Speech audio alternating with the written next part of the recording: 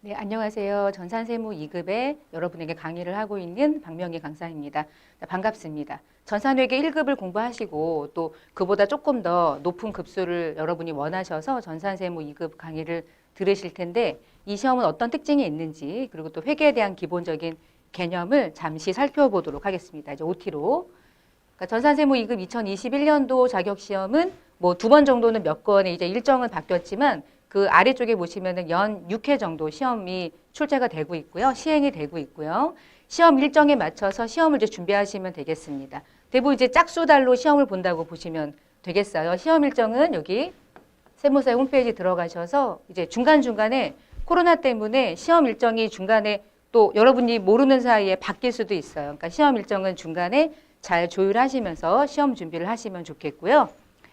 그리고 이제 두 번째가 전산세무 2급 시험은 어떠한 과목이 어느 수준으로 출제가 되는지를 보시면 아마 대부분은 90% 이상은 세무 2급을 바로 시험을 준비하시는 분들은 거의 없고요. 그렇다고 해서 전산회계 2급을 또 공부하시는 경우도 거의 없고 요거보다는 전산회계 1급을 먼저 일단 처음에 다소 어렵더라도 얘를 먼저 응시를 하고 이 공부가 어느 정도 합격이 됐거나 어느 정도 이해가 되시는 분들은 그 다음에 이제 필요한 거죠. 뭐 여러분이 전산세무회계에서 실무에서 가장 많이 활용되는 자격증은 사실은 전산세무 2급이에요.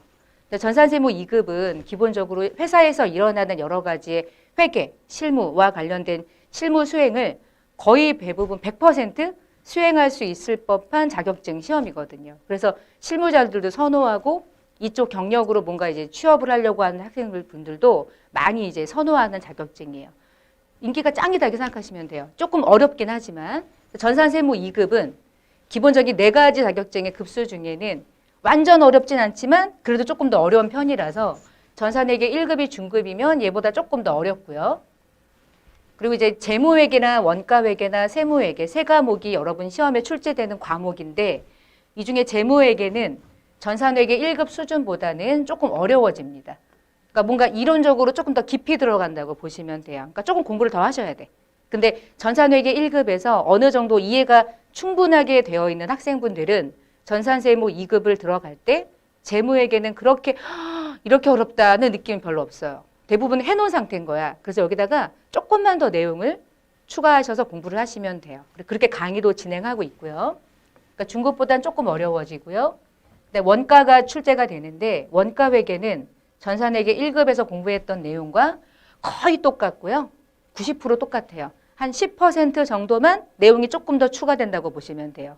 만약에 전산세무 2급을 공부하실 때 나는 원가회계를 회계 1급에서 공부한 것만 가지고 시험 보겠다. 그래도 문제가 없이 시험을 보실 수도 있을 정도이거든요. 그래서 원가는 얘보다 원가 전산회계 1급보다는 조금 더 어려워지죠. 아주 많이 어려워지진 않아요. 이제 마지막 세무회계 부분이 좀 어려워지죠. 그래서 전산세무라는 자격증으로 부르는 거예요. 전산세무는 회계가 안 나오냐라는 이상한 질문 하시면 안 돼요. 회계는 당연히 나오는 거야. 더 어렵게. 그리고 세무가 조금 더 어렵게. 그래서 전산세무 2급은 전산회계 1급보다 너무너무 어렵게 느껴질 수가 있는 거고요. 전산세무 2급에서 이제 세무회계 부분에 대한 자격증이 우리가 전산회계 1급 때 부가세를 공부하셨을 텐데 전산회계 1급 때 부가세 공부한 거는 하다가 만 거예요. 100 중에 30 정도 공부했다고 그래야 되나? 아니다, 한 20 공부했나? 그렇게 보는 거야. 그래서 부가가치세라고 하는 100% 세법에 대한 전반적인 이해를 여러분에게 물어보는 자격증이 전산세무 2급이고요. 부가세가 다 나옵니다. 그래서 부가가치세 양이 확 늘어나요. 그리고 이 전산세무 2급에서 부가세를 공부하신 분은 부가가치세를 다 아는 거야. 1부터 100까지. 다 알고 보는 거야. 근데 그 중에 뭐가 나올지 모르는데 양이 많아. 그래서 시험이 어렵고 양이 방대해지고. 그리고 이제 소득세가 여기에 추가로 출제가 되는데 소득세는 우리나라의 소득세는 8가지 소득이 있어요. 이배사 근연기 퇴양, 이자 배당, 뭐 근로소득, 사업소득 요렇게. 근데 전산세무 2급은 그 모든 것들에 대한 개념은 이해하셔야 되고 종합소득이 뭔지, 분리과세가 뭔지, 분류과세가 뭔지에 대한 기본적인 이해를 토대로 집중적으로 시험에 나오는 소득은 근로소득이고요. 근로소득에 대한 12월 지나고 나면 2월까지 우리가 하는 연말정산 있죠. 그 연말정산을 아주 구체적이고 디테일하게 조금 더 심도 있게 물어보는 시험이에요. 그래서 우리 전산세무 2급에서 소득세는 쉽게 생각하면 연말정산을 집중적으로 물어보는 거다 이렇게 보시면 되고요. 그래서 전산세무 2급이 자격증이 인기가 좋은 거예요. 연말정산을 할 수 있냐 못할 수 있느냐는 세무회계와 관련된 이 직종에서 일하시는 분들에게 엄청난 경력이 되거든요. 매년 하니까요. 매년 하는 일을 맨날 몰라. 그러면 창피하잖아. 세무회계에서 일하고 있는데 연말정산을 내가 못해. 그러면은 실력 있다고 말하기가 조금 부족하죠. 그래서 전산회계 1급을 따시는 분들이 세무 2급을 대부분 취득하는 편이에요. 그렇게 하면 평생 자격증이 생기니까. 요즘에 뭐 자격증 1개, 2개 정도를 보유하고 있는 건 이제 기본이 됐기 때문에 전산세무 2급은 이런 식의 과목으로 출제가 됩니다. 세무 1급은 더 어려워지고요. 세무 1급 막 법인세 같은 거 세무조정 나오고 그래서 아주 어려워지고요. 자, 세무 2급 자격증에 대한 출제 과목 또는 기준을 좀 봤고요. 자, 출제 기준을 다시 봤으니까 이 안에 조금 더 구체적으로 시험 문제가 어떻게 나오는지를 구분해 보면 우리 시험은 객관식, 이론형으로 나오는 문제랑 프로그램을 활용해서 실기 프로그램에 입력하는 실무시험, 이렇게 두 가지의 시험 방법으로 출제가 되고요. 이론 시험은 객관식 문제로 출제가 돼요. 객관식 문제는 전체 15문제인데 15문제의 점수가 30%, 30점이고요. 나머지 실기가 70점이에요. 객관식 문제는 지금 봐셨듯이 재무회계, 원가회계, 세무회계가 3분의 1씩 문제를 차지해요. 재무회계 5문제, 원가회계 5문제. 세무회계는 부가세랑 소득세를 더해서 5문제. 그래서 15문제고요. 한 문제당 2점씩 해서 전체 100점 중에 30%가 객관식이고요. 나머지 모든 문제는 프로그램을 활용해서 입력을 하는 겁니다. 그래서 재무랑 관계되는 문제가 입력을 하거나 결산을 하는 게 그중에 한 35% 차지하고요. 부가세랑 관련된 거 입력하는 문제가 한 20% 정도 차지하고요. 70% 중에.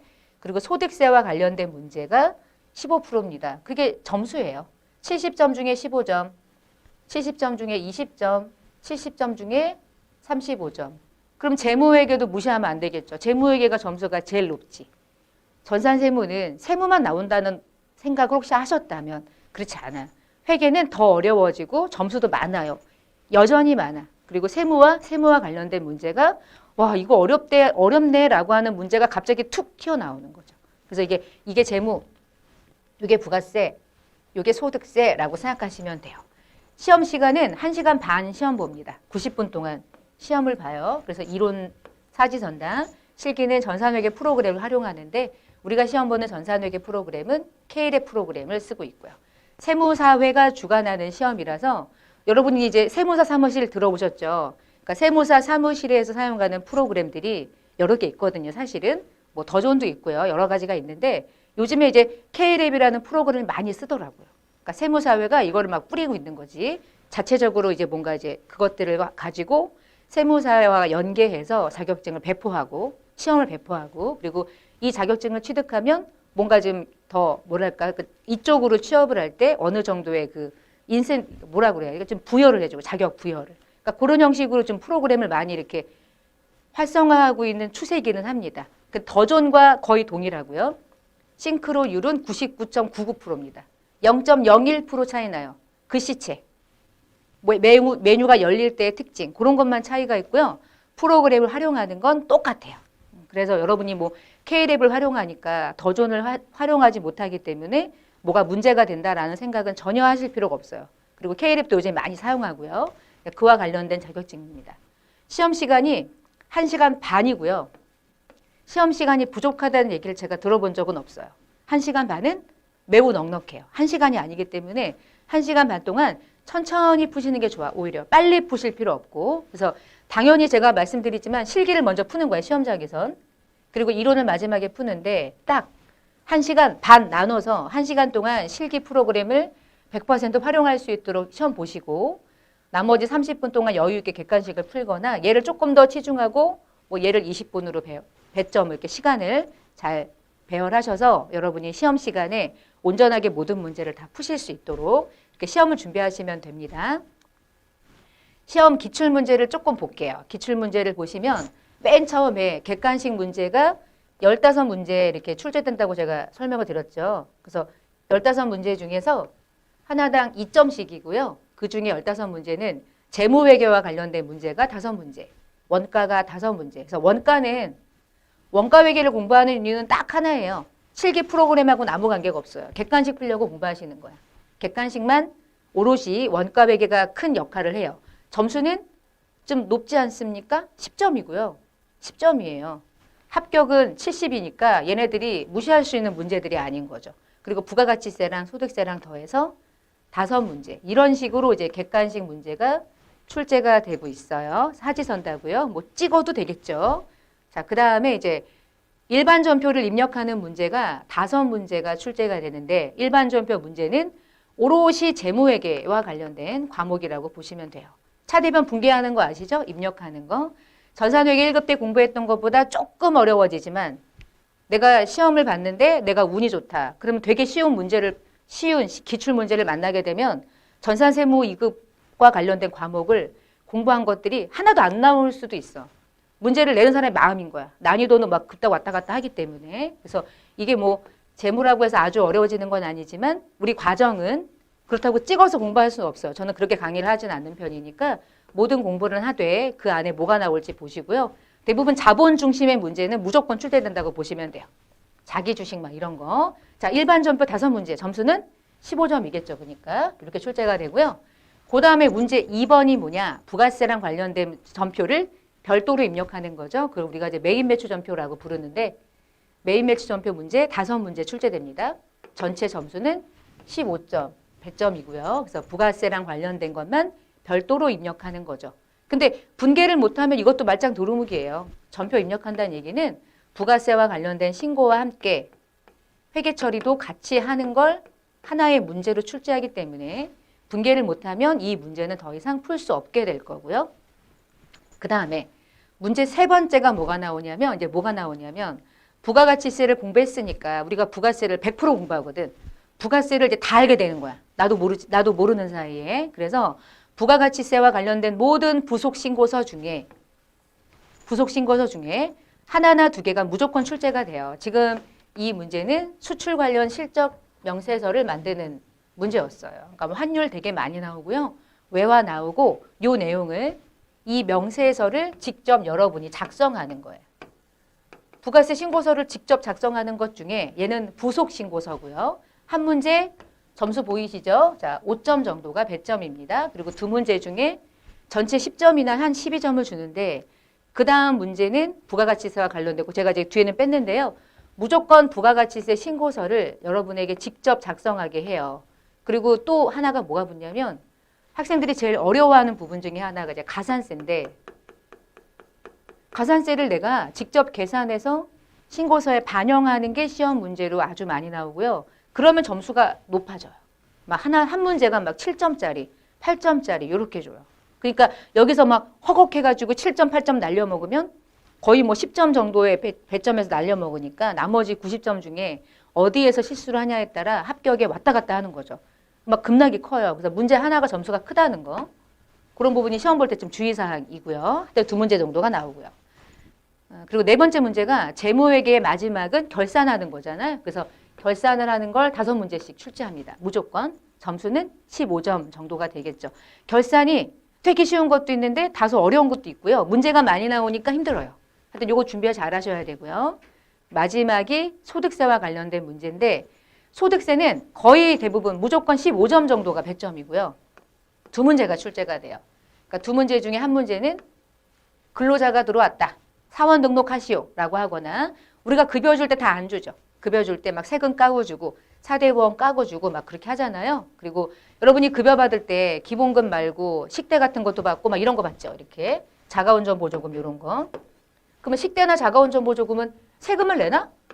그러면 과세? 세금 안 내는데 돈 받는 건가? 그러면 걔네들을 비과세 이렇게 부른단 말이에요. 소득에서 핵심은 과세되는 소득이니 비과세가 되는 소득이니를 구분해서 제대로 신고를 해줘야 돼.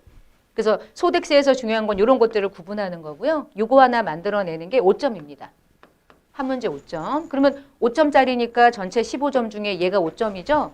그러면 나머지 한 문제가 뭐냐면 전산세무 2급의 이제 꽃이라고 부르는 문제 중에 하나가 직접 여러분이 연말정산을 하는 거예요. 그 연말정산을 하는 문제가 무조건 출제가 되고요. 이 하나의 문제가 점수가 이제 10점짜리를 구성하고 있어요. 그러니까 시점 맞추려면 연말정산을 안 해버리면은 합격하기가 이제 어려워지겠죠. 그리고 여러분 살아가면서 연말정산은 요즘에 뭐 필수입니다. 필수. 직장 생활을 하려고 공부하는 거죠. 직장에 들어가서 여러분이 연말정산이라는 업무를 하려고 또 공부하기도 할 수 있어요. 그래서 연말정산을 모르고 우리가 이제 직장 생활을 한다는 건 요즘에는 이제 일단 말이 안 된다는 생각 하에 특히나 세무회계 쪽으로 이제 경력을 다지면서 이쪽으로 뭔가 경제 활동을 하려고 하는 직장인들이라면 필수로 얘를 이해해야 되겠죠. 그래서 뭐 이 사람이 하나 있는데 이 사람이 보험료도 넣고 의료비도 넣고 학교도 다니고 기부도 하고 신용카드도 엄청 많이 쓰고 막 그런단 말이야. 그럼 얘가 쓰는 모든 이 공제 항목들이 진짜 공제가 되면 이런 식의 문제를 내지 않겠지. 야, 다 공제가 되면 뭐하러 내냐? 입력하면 되는데. 근데 공제 안 되는 거 있고 공제되는 거 있겠지. 그걸 잘 알고 있는지. 머리로 알아야지 프로그램을 활용할 수 있겠죠. 무조건 10점 하나가 출제가 됩니다. 자, 이렇게 기출 문제가 구성이 되어 있습니다. 자, 그래서 지금까지 본 내용들을 쭉 보니까 전체 30점하고 전체 70점을 객관식 이론 문제랑 실기 프로그램을 구성하고 있고요. 합격은 70점 이상이고요. 얘 다 맞고 얘 다 틀려도 돼요. 70만 나오면 돼요. 여러분이 잘 보셔서 이론이 더 어렵다고 느끼시는 분들이 사실은 훨씬 많아요. 이론은 방대한 내용을 문제 하나에 막 이렇게 집약해서 내기 때문에 한글이지만 한 글자로 답이 되고 안 되고를 막 크게 차이를 가지고 있기 때문에 헷갈리는 순간 사람이 미치는 거잖아. 그래서 객관식이 조금 더 어렵다고 해요, 사실. 실기는 하다 보면 이렇게 패턴이 있고 입력하다 보면 코드가 조회되고 하던 것들이 기억나고 손이 기억하기 때문에 이것도 기억하고 이것도 기억하니까. 그래서 실기는 오히려 잘 따라오시는 경우가 많고 이론이 조금 어렵고 그래서 내용을 충실하게 잘 닦아 나가는 게 좀 중요해요. 됐어요. 그래서 여러분이 합격하실 때 기본적으로 뭐 당연히 그렇게 하시겠지만 당연히 이론을 먼저 공부하시겠죠. 자, 이론을 먼저 들으시고 그리고 실기를 들으셔야 돼. 꼭 실기를 먼저 들으면 아무런 의미가 없어요.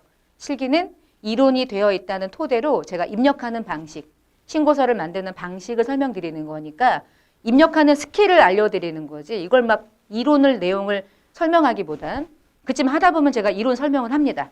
하지만 순서는 그렇고요. 자, 여러분이 예습은 안 하시지만 복습은 하셔야 돼요. 단원이 끝날 때마다 연습 문제가 많이 있고요. 분계 연습도 있고요. 복습은 여러분이 스스로 문제와 그다음에 분계 연습은 스스로 하시고 중간에 필요한 것들은 제가 풀어드리지만 반드시 하셔야 되고요. 그 다음에 전산회계 1급 또는 내가 회계와 관련된 분계를 하는 방법, 당좌자산이 뭔지, 재고자산이 뭔지에 대한 기본적인 이해는 있으셔야 돼. 우리가 그런 것들을 처음부터 설명하는 강좌는 아니기 때문에 회계 1급에 대한 기본적인 이해가 되어 있으시는 분들이 이 세무 2급 시험을 보실 수 있어요. 그리고 난 아무것도 모르지만 한번 해볼래. 하실 수는 있는데 되게 힘드실 거야. 용어에 대한 걸 잘 이해를 못하는 상태일 테니까 그런 것들은 잘 준비하셔서 하시고요. 강의는 제가 뭐 달달달 밑줄 치면서 외우거나 그런 강의는 하지 않기 때문에 충분히 일단 과목에 대한 설명을 합니다. 그래서 설명을 하면 그 다음에 암기는 여러분이 하셔야 되겠지. 제가 이거를 꼭 암기하세요라고 하는 걸 말할 수가 없어요. 다 암기하셔야 돼, 사실은. 그러면 어떻게 암기하냐? 이해를 해야지 암기하죠. 뭐 아무것도 모르는데 뭐 가나다라를 외우는 건 아니니까. 그래서 암기는 충분히 강의를 들으시면서 아, 이게 회사에서 이런 일들이 있겠구나. 얘 왜 얘를 까고 얘가 차변에 손실이 잡히는지 알겠다. 흐름을 이해하시는 게 제일 중요해요. 그냥 딱 오늘의 날짜가 이 답이 무조건이다라고 하는 건 없으니까 회계에선. 그래서 이번 시간에는 OT 다음에 우리가 앞부분에 한 장 정도를 같이 볼 건데요. 우리 교재를 보시면 순서가 전표관리, 결산관리라고 제목은 되어 있지만 그건 재무회계고요. 그 다음 파트 2로 들어가면 원가회계 나오고요. 그리고 이제 부가가치세 나오고 소득세가 나오고요. 이론 과정은 이렇게 이제 진행을 할 거예요. 순서대로. 그래서 이번 시간에는 전표관리, 결산관리라고 하는 재무회계 첫 번째 내용을 볼 건데 챕터가 뭐 11번째 챕터로 쭉 구성이 되어 있고요. 이렇게 순서대로. 여기부터 여기까지가 자산이네. 그치? 그리고 부채, 자본. 여기까지가 재무상태표네요. 그쵸? 그리고 수익과 비용을 구성하는 건 손익계산서, 인컴 스테이트먼트고요. 그리고 얘와 얘가 끝나고 난 다음에 전산회계 1급에 나오지 않는 이미 회계 처리를 이때까지 해오다가 회계 처리하는 방식을 바꿀 수 있어요. 이제부터. 그걸 바꾸는 걸 변경, 잘못된 걸 바꾸는 걸 수정 이렇게 불러요. 여기까지. 오류 수정하고 회계 변경은 세무 2급에 이제 추가로 나오는 거고요. 여기서 무조건 한 문제가 나온다고 하셔도 돼요. 무조건 하나는 알아놓으셔야 돼. 안 나오면 속상해. 그렇지만 나오면 풀 수 있게. 전체 챕터는 이렇게 구성이 되어 있습니다. 자, 이번 시간에는 21페이지 정도를 잠깐 볼 거예요. 재무회계 기초. 우리가 회계 1급을 공부하셨거나 기초회계가 어느 정도 되어 있다는 전제 하에 회계가 뭐냐? 우리가 회계를 뭐라고 부르나요? 어카운팅이라고 부르죠. 회계를 어카운팅. 그리고 우리가 공부할 때 회계가 부기랑 다르냐 이런 얘기 했었는데 부기를 모르면 회계할 수 있습니까? 못해요. 회계는 부기라고 하는 장부를 기입하는 일련의 절차들이 데이터로 쌓여서 여기에 결산이라는 것도 수행하고 회계 기준이라는 것도 어느 정도를 이해한 상태에서 회계라는 건 이 모든 과정을 외부 정보 이용자에게 전달해주는 과정이기 때문에 회계라고 하는 건 넓은 의미지만 부기라는 걸 모르곤 할 수 없다. 그래서 여러분이 부기가 어떤 부기를 공부하셨어요? 단식이에요? 복식이에요? 복식이죠? 복식 부기에 의해서 공부한 게 결국은 뭐 하는 거야? 분계하는 거야, 이게. 분계가 결국은 이 원리에 의해서 하는 거잖아. 그치? 분계를 해야 데이터가 쌓이죠. 그 데이터를 쌓인 걸 가지고 외부 정보 이용자에게 보여주는 역할을 하겠죠. 회계는 넓은 개념입니다. 부기는 좁은 개념이에요. 그러나 다른 게 아니에요. 그게 그겁니다. 애기고 엄마고 그런 거예요. 자, 그래서 회계가 뭡니까? 그럼 회계가 뭡니까? 그러면 기업이 열심히 돈을 버는 걸 하는 게 기업이잖아. 돈 안 벌려고 하는 기업은 우리는 공부할 필요가 없어요. 그러려고 하는 기업은 얼마를 벌든 좋은 일을 하면 돼요. 회계라고 하는 이 디테일한 학문이 이 기업에게는 그다지 필요 없어요. 그러면 기업이라는 게 존재하는 이유는 무엇입니까? 돈 벌라고. 그럼 돈 벌면 지네끼리만 알려고 하는 게 아니죠. 우리들에게 투자해준 우리 기업의 외부에 있는 정보 이용자들, 외부 정보 이용자들은 뭐 하는 거야? 투자할까 말까? 그런 거 판단하는 거죠.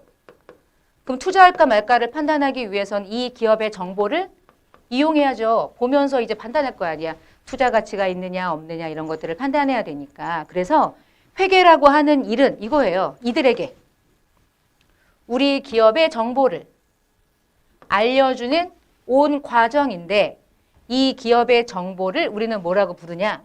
화폐 가치로 측정된만 보여주는 게 회계고요.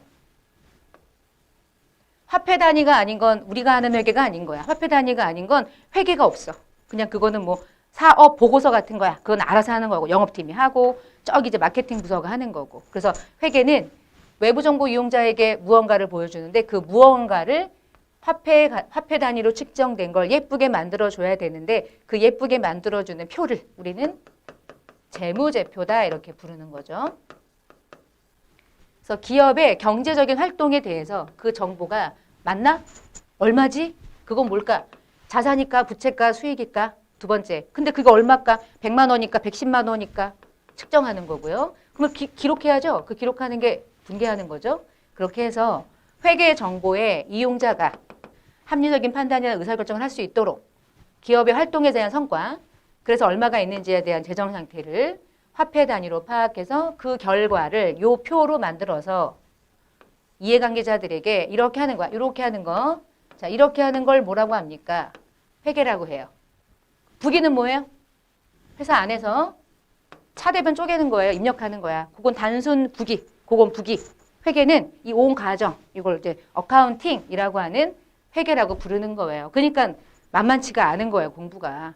외부 정보 이용자가 누군지도 모르는데 완벽한 정보를 보여줘야 되니까 틀리면 안 되고 정확한 인식 요건에 맞춰서 계정을 분류해야 되고 그 기록한 정보들을 가지고 외부 정보 이용자에게 보여주는 재무제표는 특히 상장 기업인 경우는 이게 잘못 보고돼가지고 의사결정에서 탈락되면 상장이 폐지될 수 있는 위험도 있기 때문에 매우 중요한 거죠. 재무제표를 만드는 겁니다. 회계는 곧 무엇입니까? 재무제표를 만드는 겁니다. 라고 하시면 이 모든 내용을 함축하고 있는 거예요. 자, 저 회계가 여러 가지 누군가에게 보여주는 회계인데 여러분이 공부하는 회계는 크게 두 가지 회계가 있네. 사실은 세 개지만. 그래서 하나는 재무회계가 있고 두 번째는 원가회계가 있고 그리고 세 번째가 이제 세무회계가 있는데요.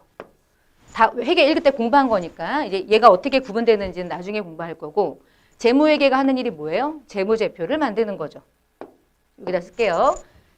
재무회계가 하는 일은 이들에게 주주, 채권자, 거래처, 소비자, 뭐 은행에 가가면 우리 회사가 돈이 좀 필요하니까 대출 좀 땡겨 주시오. 그럼 은행이 뭐 가져오라고 그래요? 세금 낸 거 가져오라고 그래요? 안 그래요. 은행이 원하는 건 딱 한 개야. 재무제표. 자, 재무제표, 파이낸셜 스테이트먼트 이렇게 부르죠. 그러면 재무회계는 누구를 위한 거냐? 우리 회사의 정보를 이용하고자 하는 외부 정보 이용자들을 위한 거다. 그러려고 하는 게 회계다. 그게 무슨 회계냐? 재무회계다. 두 번째, 원가회계는 무엇이냐? 원가회계는 내가 만드는 제품이 얼마의 원가가 들어갔는지를 계산하는 거니까 외부 정보 이용자인 주주에게 알려줄 이유도 없고 의무도 없고 그러면 이상한 기업이고 자, 관리회계는 원가관리회계는 내부 정보 이용자인 경영자들이 의사결정을 원가를 절감할 건가 원가가 얼마냐에 따라 판매가를 어떻게 올릴 건가 내릴 건가 그런 의사결정을 하기 위한 거라 내부 이용자들에게 필요한 게 관리회계 또는 원가회계죠. 여러분 시험에 얘가 나오는 거잖아. 그 여러분 시험에 원가가 나오는 거죠. 이렇게 두 가지가. 근데 재무회계가 하고자 하는 목적과 원가회계가 하려고 하는 목적은 엄연히 완전 다른 거야. 완전 다른 거. 그런 기준이 있고요. 목적. 그리고 지금부터 공부할 거는 이제 원가는 버리고 우리는 이제 재무회계 파트로 들어오셨으니까 재무회계는 재무보고를 하기 위해서 하는 거죠. 근데 재무보고를 하는 여러 가지의 목적을 크게 네 가지로 구분하는데 자, 지금부터 이제 시험에 나오는 거야. 네 개 중에 아닌 거 찾기. 여기 나온다고요. 네 개 중에 하나, 둘, 셋, 넷 중에 아닌 거 찾기. 이게 나오는 거야. 그럼 재무제표라고 생각하면 돼. 얼른 바꿔요. 자, 재무제표는 무엇을 보여주는 겁니까? 생각해봐요. 외부정보 이용자가 투자가 맞까? 이 회사가 신용이 어떤가? 이런 것들을 판단하기 위한 정보가 되겠죠. 그래서 투자나 신용 의사결정에 유용한 정보를 제공하는 역할을 해요. 그게 재무 보고를 하는 목적인 거예요. 그래서 합리적인 투자 이런 것들은 여러분이 읽어보시면 돼. 중요한 건 요 용어들을 정확하게 구분해 놓으셔야 돼.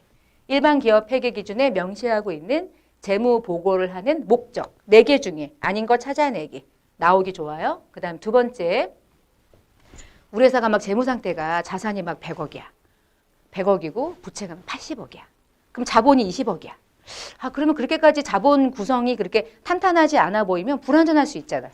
근데 그 불안정하다고 얘기하는 건 미래에 더 자본이 잠식될 수 있을 거라는 위험성을 예측하니까 이런 일들이 발생되는 거죠. 우리가 막 요즘에 영끌해가지고 주식 투자를 엄청나게 많이 하잖아요. 그런데 여러분 그렇게 주식을 투자해서 그 기업에 투자할 때 그 회사는 정말 뭐 실적이 마이너스야. 근데 마이너스인데도 사람들이 막 주식을 엄청 투자해. 주가가 막 올라. 그런 일이 일어나는 이유는 뭐예요? 재무제표가 마이너스임에도 불구하고 투자하는 이유는 주식인 그 거래에서는 미래 잠재적인 수익을 기대하는 거죠. 미래에 뭔가 그 회사가 더 성장 가능성이 있다고 보는 거죠. 그럼 재무제표도 마찬가지예요. 재무제표라고 하는 그 재무보고고 하는 목적이 뭡니까? 외부정보 이용자는 지금까지 돈 번 거 됐어 이제. 뭐가 중요해요? 나중에 더 큰 현금 흐름이 어떻게 흘러갈 건지 그걸 예측하기 위해서 재무제표를 보는 거고 기업은 그런 걸 예측할 수 있도록 재무제표라고 하는 보고를 하는 거고 그래서 재무보고의 두 번째 목적이 무엇입니까? 외부정보 이용자들이 미래에 현금의 흐름에 대한 예측을 유용한 정보이기 때문에 그런 정보들이 외부정보 이용자에게 유용하거든. 그런 정보들을 보여주기 위해서 하는 거예요. 이렇게. 자, 그 다음에 세 번째는 여러분 재무제표가 몇 개 있어요? 재무제표가. 5개 있잖아. 그치? 첫 번째가 뭐야? 재무상태표. 저는 그걸 이제 BS라고 쓰죠. 밸런스시트. 재무상태표. 두 번째, 손익계산서. 인컴 스테이트먼트. 그리고 세 번째, 자본만 보여줄래? 너 저 BS 재무상태 중에서 자산도 있고 부채도 있고 자본도 있지? 그거 다 보여주는 거는 네가 해. 네가 하는데 나 그중에 나 자본만 좀 궁금하네. 나 자본만 따로 보여줄래? 그러한 재무제표를 우리가 뭐라고 불렀냐면 자본변동표라고 불렀죠. 얘도 되게 중요하거든. 1, 2, 3, 그다음에 네 번째 재무제표. 야, 나 하나 더 보여줘. 너 자산 중에 현금 있지, 현금. 현금하고 비스무리하게 생긴 것들. 그거 어떻게 지금 현금 흐름이 어떻게 사용되고 있는지만 따로 보여줘. 나 그거 너무 궁금하다. 캐시플로우를 따로 보여줘. 너네 회사가 현금을 얼마나 쓰고 있는지, 적정하게 쓰고 있는지, 현금이 들어오는 이유가 제품 많이 팔아가지고 돈 받는 건지, 돈 빌려서 현금 들어오는 건지가 너무 궁금하다. 현금 많다고 좋은 게 아니야. 그래서 요 네 개를 가지고 외부 정보 이용자가 좋은 의사결정을 하고요. 다섯 번째 재무제표가 뭐였어요? 주석이었죠. 여기에 설명할 수 없는 온갖 것들을 이제 설명하는 거죠. 수백 페이지를 차지했잖아요. 여기까지가 재무제표예요. 그래서 재무보고를 하는 목적 중에 세 번째는 결국 이거예요. 재무상태, 경영성과, 현금 흐름, 자본 변동에 대한 정보를 제공하는 게 재무보고의 목적인 거죠. 요걸 얘기하는 거네요. 요걸 얘기하는 거네. 그치?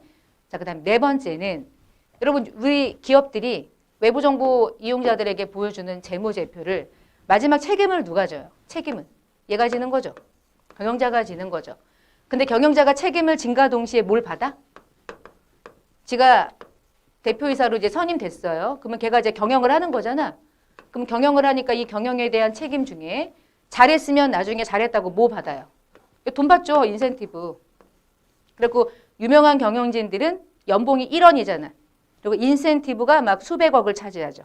그러면 이 경영자들은 실제로 돈을 안 벌었는데 지가 인센티브 많이 받아가지고 수탁과 관련 아이가 누군가 주주로부터 수탁을 받은 거니까 주주가 돈 대고 우리 기업의 대표자가 투자할까 말까를 대신 판단해서 성과를 내는 거니까. 근데 얘가 성과가 안 났는데 가짜로 재무제표를 분식회계를 하는 거야. 왜냐? 수탁받은 책임에 대한 성과가 나와야 지가 돈 많이 받거든. 예를 들면 그렇게 말도 안 되는 이상한 나쁜 짓을 하는 CEO들이 우리나라에 많죠. 생각보다. 그래서 재무보고는 어떤 목적을 가지고 있냐.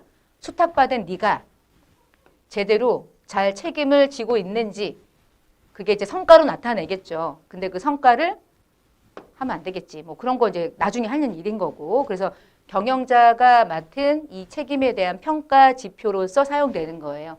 그걸 이제 재무보고의 목적이다 이렇게 부르고요. 지금까지 설명드렸던 하나, 둘, 셋, 네 개는 잘 구분해 놓으시면 되는데 들어보니까 어렵지 않잖아.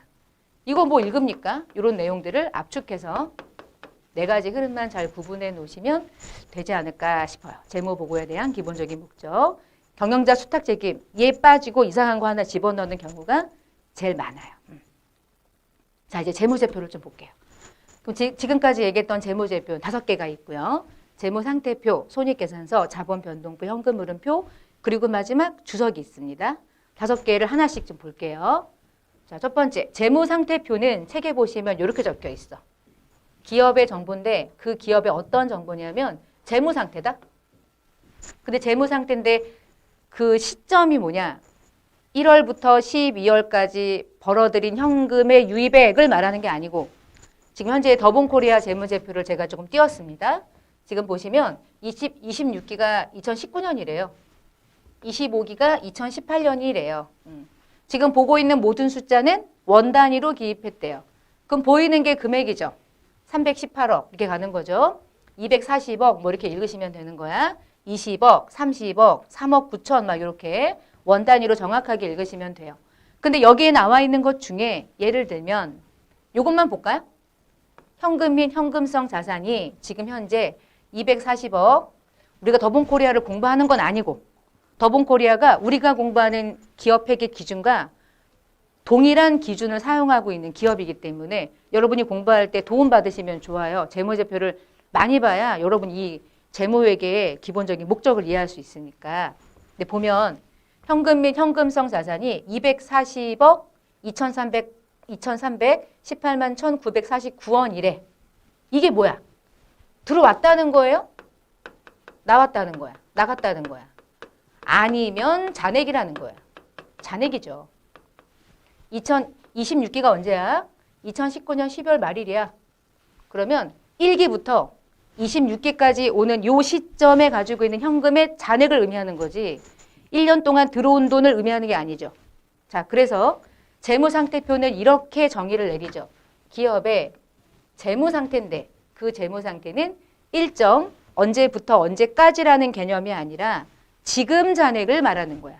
근데 그 지금 잔액은 내가 정한 지금. 난 지금 12월 말일로 정했고요. 26기는 2019년도 12월 말일인 거야. 그러면 이날 현재 들고 있는 잔액들을 보여주는 거죠. 그래서 우리가 일정 시점이다 이렇게 부르는 거예요. 시점은 이렇게 쓰는 거예요.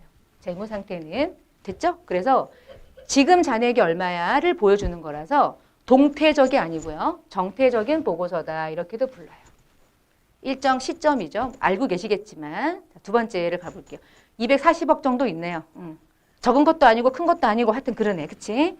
그리고 우리 막 매출 채권 밑으로 충당금 까잖아. 진짜 까네. 마이너스 해가지고 진짜 까네. 규모가 크면 이렇게 까서 보여주지 않거든요. 기입할 게 너무 많아서요. 근데 더본코리아는 우리가 공부하는 기업회계 기준과 거의 동일하게 재무제표를 만들고 있다고 보시면 돼요. 그러니까 두 번째 재무제표. 손익계산서. 손익계산서는 너 얼마 벌었냐? 근데 얼마 썼니? 그래서 얼마 남겼니? 이걸 보여주는 거죠. 이익도 날 수 있고요. 손실도 날 수 있어요. 자, 더본코리아는 2019년도, 26기가 19년도인데 아래쪽에 보니까 매출액에 이 숫자가 적혀 있네요. 그럼 얘는 지금 얼마인 거예요? 1200억? 1200억을 벌었네요. 1200억.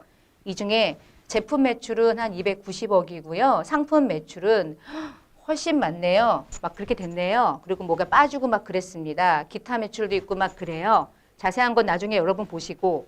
그럼 얘가 말하는 숫자가 뭐냐고요? 얘가 말하는 건 1기부터 26기 현재 잔액입니까? 아니지. 그럼 얘는 뭐야? 써 있는 걸 봐야지. 얘는 뭐냐면 올라가 봐. 2019년도 1월부터 12월까지 번 거야. 그래서 어떻게 번 거예요? 지금 잔액입니까? 아니요. 1년 동안 번 토탈이라고요. 너 1년 동안 얼마 벌었어를 얘기하는 거지. 근데 1년 동안 얼마를 썼니를 말하는 거죠. 원가가 딱 절반이네. 한 50% 차지하네. 원가율이. 작년에도 그랬네. 원가율이 50%네. 그러네요. 자, 수익이 얼마야? 비용이 얼마야? 얼마 벌었어? 그래서 걔를 우리는 1년 동안 번 돈, 단기 순이익이다 이렇게 불렀죠. 그래서 우리가 손익계산서는 일정 시점이라고 부르지 않습니다. 뭐예요? 1년 동안 또는 언제부터 언제까지라고 하는 기간 개념으로 접근하는 거죠. 그렇죠? 그래서 경영성과를 나타내는 건데 일정 기간 동안, 네가 정한 기간 동안이야. 대부분 우리나라는 1월부터 12월이라는 한 기간 동안 번 수익, 그 기간 동안 나간 돈, 그래서 그 1년 동안 번 순수한 이익을 나타내는 거죠. 그게 손익계산서를 부르는 정의고요. 그래서 걔를 동태적인 보고서다 뭐 이렇게 부르기도 해요. 뭐 시험에 나온다기보다 알고 계시면 좋고. 전년도의 매출과 26기의 매출을 비교하기 좋겠지. 그치? 전년도보다 26기에 200억 많이 벌었네요. 그쵸? 매출 증가했네. 괜찮네 뭐. 그치? 근데 매출도 증가했는데 원가도 증가했네. 원가율은 거의 정해져 있나 보다.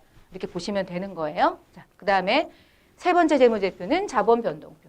야, 자본만 보여줘봐. 자본. 근데 너 처음에 자본이 얼마였어? 근데 마지막 자본이 얼마야? 왜 플러스 마이너스가 된 거야? 그 이유 좀 보여줄래? 그래서 보시면 2018년도 1월 1일에 얼마였는데 2018년도 12월 말일에 얼마가 됐는지를 비교하면서 그 중간에 무슨 일 때문에 늘어났는지를 보는 거예요. 그래서 자본이 어떻게 변화가 일어났는지를 보여주는 재무제표를 우리가 자본 변동표라고 이제 부릅니다.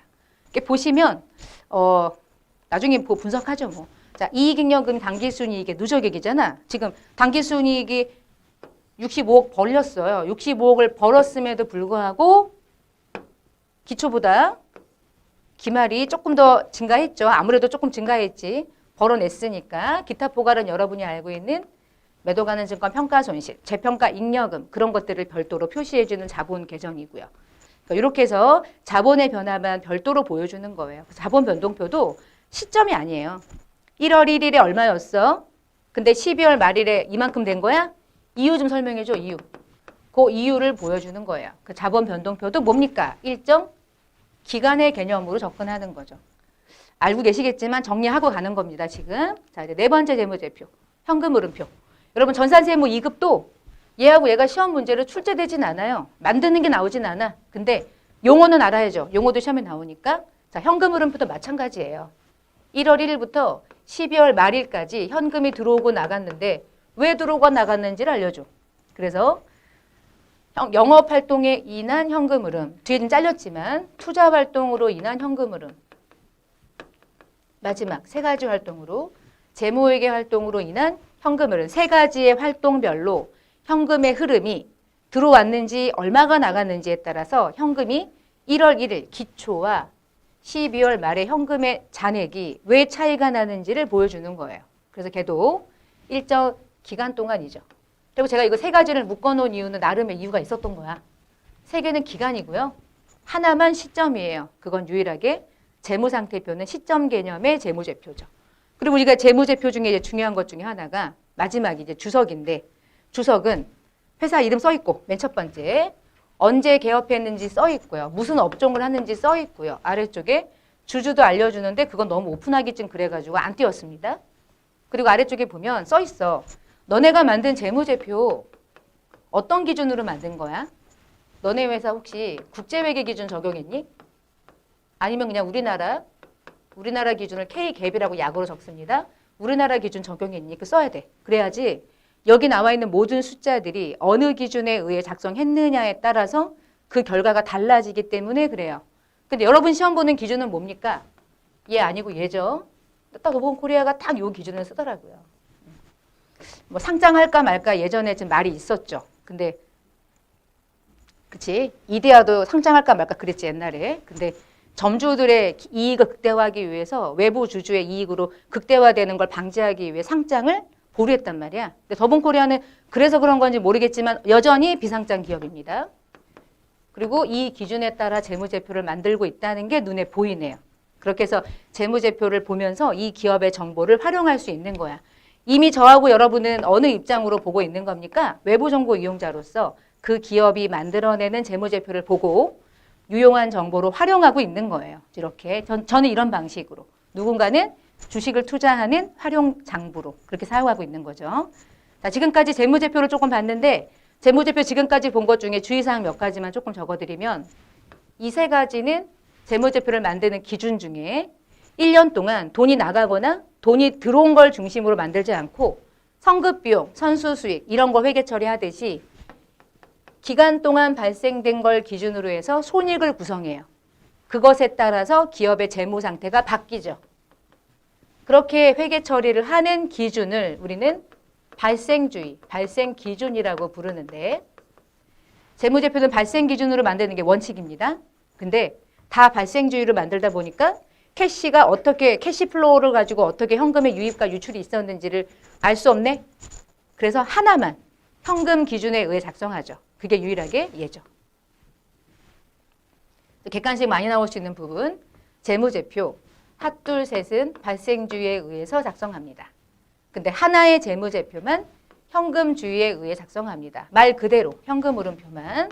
자, 그다음에 주석은 위에 나와 있는 것들은 다 화폐 정보예요. 근데 화폐 정보만 가지고는 외부 정보 이용자가 이해할 수 없어. 지금 봤던 것처럼. 이렇게 하는 건지 저렇게 하는 건지 알 수 없잖아요. 그렇죠? 그래서 그런 것들을 자세하게 설명해 주는 재무제표를 주석이라고 부르고요. 그렇게 주석으로 보여주면 다양한 정보를 볼 수 있습니다. 그리고 우리가 이제 전산회계 1급 공부하셨다면 이익잉여금 처분계산서를 만드는 게 재무제표는 아니지만 얼마나 중요한지 여러분은 아실 거예요. 근데 이익잉여금 처분계산서는 재무제표가 아니지만 어딘가 써 있어야겠지. 그래서 주석이 있는 거야. 주석을 열면 제가 보입니다. 그리고 주석에 표시하는 것들 중에서 내가 어떤 회계 정책을 가지고 있는지, 나는 어떤 기준에 의해 만들었는지 이런 것들을 만들기 위해서 표시하지 못하는 것들을 추가적인 정보를 주석에다가 표시하죠. 대표적으로 이제 우발부채 같은 것들을 주석에다가 표시하고 있어요.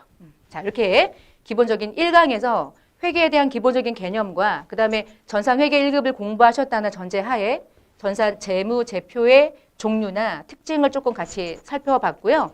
자, 이제부터 강의를 이제 이후의 강의를 들으실 때 주의해야 될 건 한 가지를 말씀드리면 2020년, 2021년도 강의 내용이나 뭐 교재 내용이 그렇게 크게 바뀐 게 없고 여러분이 그대로 학습을 하실 수 있기 때문에 크게 문제가 없는데 제가 중간중간에 강의를 진행할 때 2020 당해 연도는 2021년임에도 불구하고 우리 내용이 그 전에 이제 개정되기 전의 내용이 2020년이라고 아마 화면에 문제풀이를 하는 경우가 한 두세 번 정도 나올 거예요.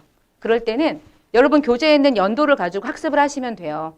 1년만 여러분이 머릿속으로 이렇게 돌리면 되니까 문제풀이를 하는 방법은 동일하고요.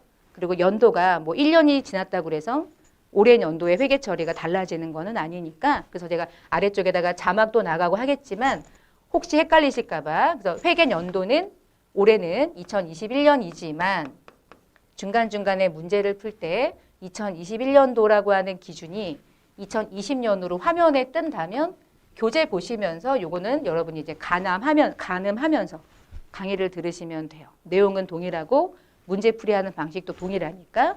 그리고 이제 2020년하고 2021년도에 연도가 이제 바뀌면은 세법 개정이 많이 되는데 올해는 세법 개정 중에 제일 큰 건 간이과세자 부분이 세법이 가장 크게 개정됐고요. 그 외의 것들은 그렇게 큰 변화가 없어요. 그래서 그런 것들 잘 중점적으로 보시면서 또 강의를 또 수강하시면 좋겠습니다. 자, 이번 시간에 전산세무 2급의 첫 번째 OT와 함께 회계에 대한 기본적인 이해를 같이 다루어 봤고요. 저는 다음 시간에 또 뵙겠습니다. 감사합니다.